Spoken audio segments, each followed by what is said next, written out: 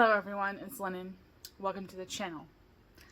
I thought I want to talk for a minute about something that I've been seeing lately in the throes of the internet, okay?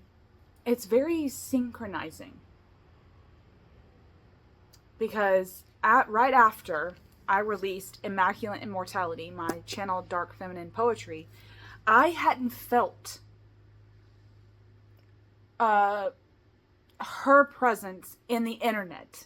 I haven't been hearing a lot from other content creators about the dark feminine and about the dark goddess, and like prior to this coming out. And I talk about the goddess some on my channel, and a few other channels that I follow maybe mention who they follow and who their deity and guide and all those things could be on their channels. Probably pretty rarely, like it's just intermittent. And then there's a couple of channels that I know that are devoted to the goddess herself and a face of the dark feminine, if you will. And I just feel like in this kind of synchronization way, this very synchronized way, that after my book came out, I started to see it everywhere. And it's like, you get engaged and then all of a sudden you see wedding dresses everywhere and brides everywhere and wedding venue things pop up in your feed and stuff like that. It's like, it's just one of those things that, seems like coincidences happening all the time, but I don't know if that's what it is. I'm wondering if in 2025 marks this new aeon for the dark feminine. Is she rising? Is she coming? Is she coming for us all? Right? And I've been loving the videos that have come out talking about people's relationships with them, with the faces that they imbibe. And this could be any of the faces, right? This could be Kali and Isis and Hecate and Ereshkigal and Persephone. And I've just seen so many people talk a little bit more lately about who they are following. And most likely these are, like what I've been seeing, is that they're dark feminine faces. So I'm wondering, is she rising? Is she coming out of the void?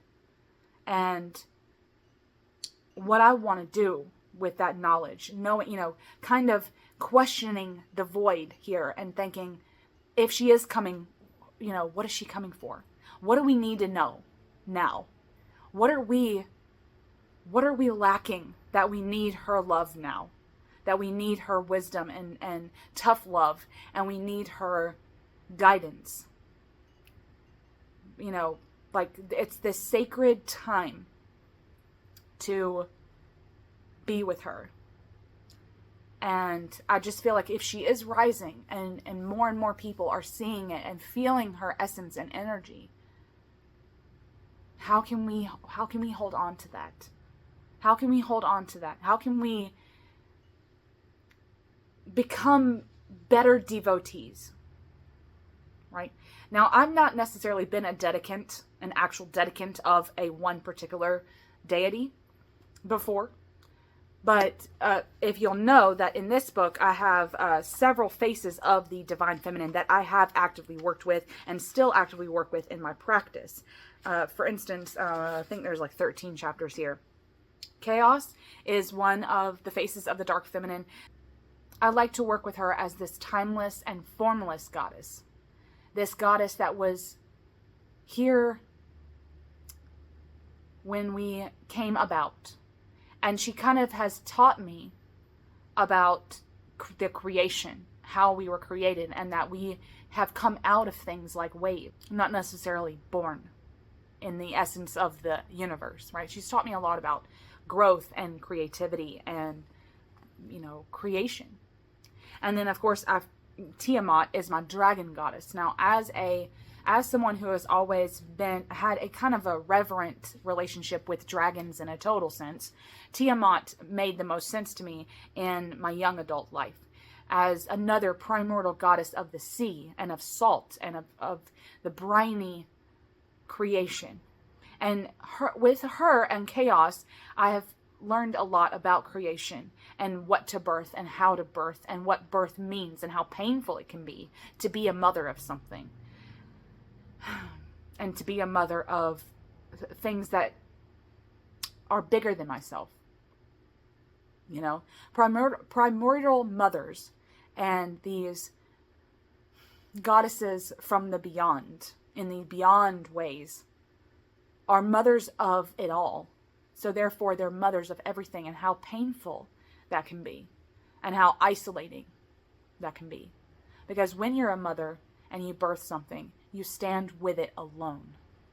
No matter who is in your village with you, who may help, it's you and that birthing, you and that creation.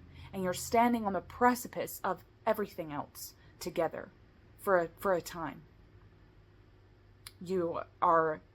It's this, like the breastfeeding primordial chaos, right? Like suckling from the teat of chaos. And Tiamat helped me with that in this reptilian shape-shifting way that she would. And then the next one is Nyx. Okay, now that's my personification of the night, as someone who values the cycles and times of day in terms of my witchcraft and things like that, and the how and when I would want to do spells and rituals.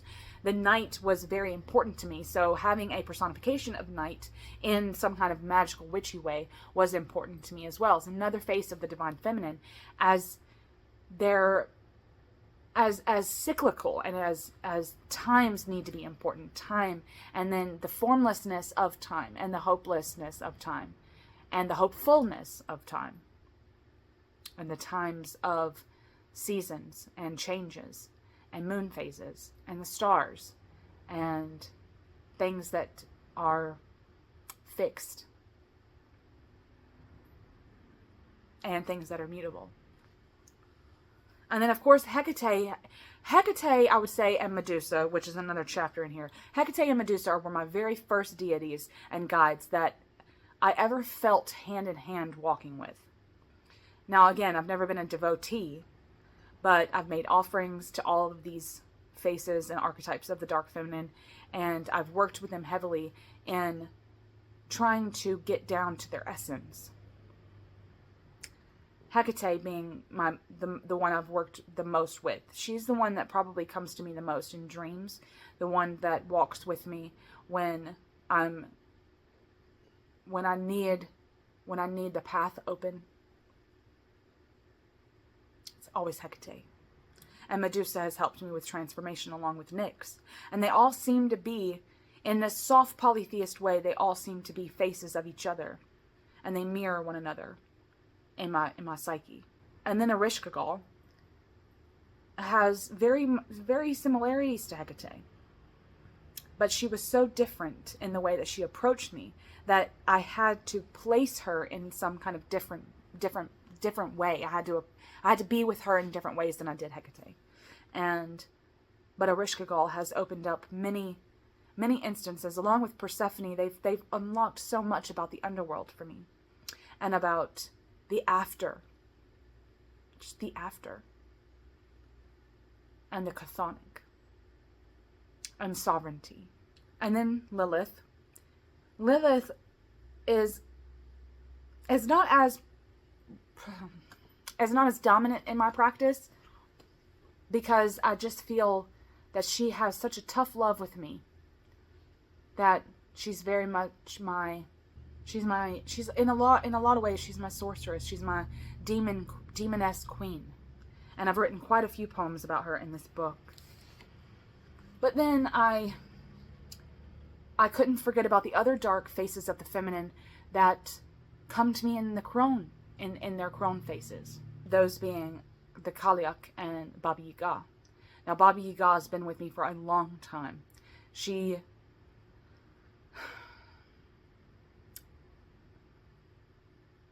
being in this meditative state and being a Gretel figure for so much of my old teenage years, the babushka came to me in a time where I needed her.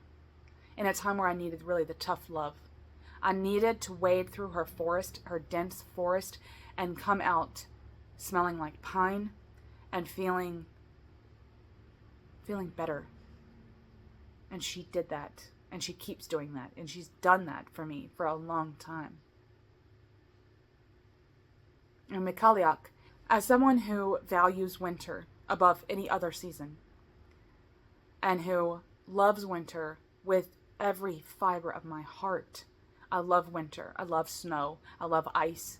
I love everything that the winter brings. But where I live, and where I've lived my whole life, we don't get winter. We barely get snow. Our winters maybe last a week, and they might get right at freezing at 32 degrees Fahrenheit, but then it comes right back up into the 40s and 50s. So we really don't get a full-blown, like any kind of actual full-blown winter. And so hibernation and the time of winter feels wonky here. And so I needed to latch on to a goddess that I felt could help me through that depression of not living through winter, but wanting it so bad. I remember once I was sitting at my fireplace, and it was a cold day. It was probably in the 40s, and it wasn't going to snow that year. And I was chanting and pouring out this kind of weird energy in the fireplace, messing with the logs and things. And I just remember going, why can't it snow? Just for me, just for a second, And I was kind of incanting this weird magic into the fire. And I was envisioning that reluctant spell going up the chimney and the embers flying in the ether, and calling out to Hecate in this night where I really needed her embrace. I needed her cold breath on my neck. And I went to bed like any other night. My husband came in the bedroom and said, "Have you looked outside?" And I said, "Well, no, I've been in the bed." And he said, "You should come outside." And I went outside, and it was snowing, and it was still 40 degrees outside. So it wasn't even freezing in the ground level where I was. It must have frozen up in the clouds somewhere, but it was snowing. And it snowed for like 15 minutes, I think. And it was just enough for her to tell me that she was there. And being a